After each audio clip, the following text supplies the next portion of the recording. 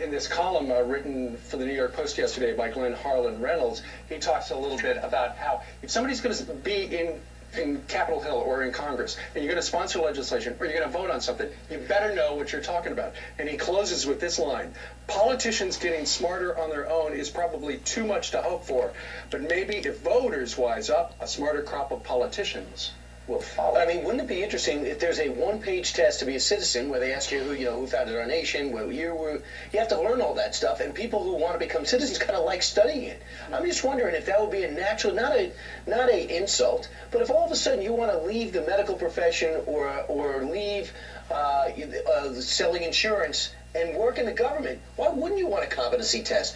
The American government is a complicated situation. How you get a piece of legislation passed? If you want to serve on a committee, why can't there be a competency test? You can't possibly be good at everything. I'd want that if I was going to be a politician. That's a great point, because obviously you can't be an expert on every issue, and there's a big difference between an IQ test and a competency test.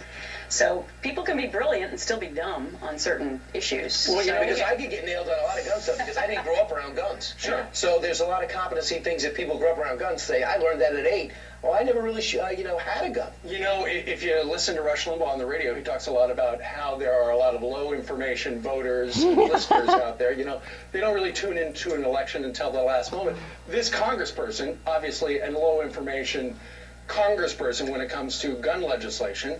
But if you're going to sponsor legislation, you should know what a magazine is. Do you remember I forgot the name, but there was a congressman who did not know the difference between Sunni and Shia, and he was on the Foreign Relations Committee in the House. I think he was chairman. And that's a problem. IQ test. The president. Deal. No, that's it. I got nothing to say. We'll shake on it right now. You got yourself a deal. You want to do IQ test for the politicians? Do you realize there would be no Republicans left?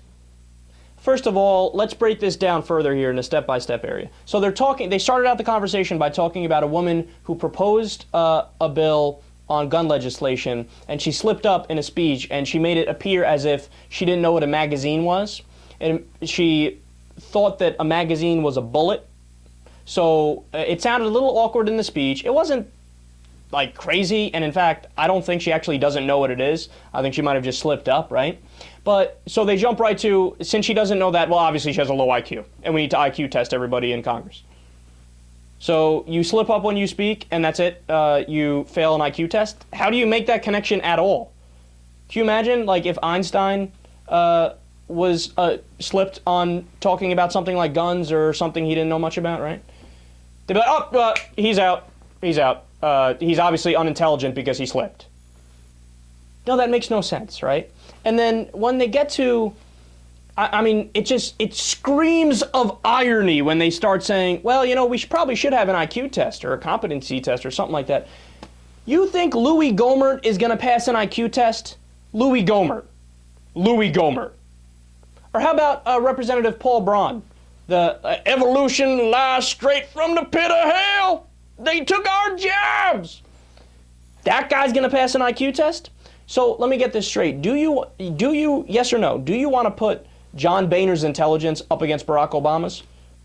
I'll take that deal any day. Shake on it right now, dude. You got yourself a goddamn deal. It amazes me that they're actually silly enough to think that, well, obviously if we propose IQ tests, Republicans will be the only ones left. On what planet? On what planet? And I had one more point on this, but I forgot it. Oh yeah, the last thing where Kilmeade slipped in there. There was one guy, head of the Foreign Relations Committee, he didn't know the difference between Sunni and Shiite. Yeah, that's a problem. You know who infamously didn't know the difference between Sunni and Shiite? George Bush. I'm waiting for that deal, man. I'll take that deal. You want to do IQ tests?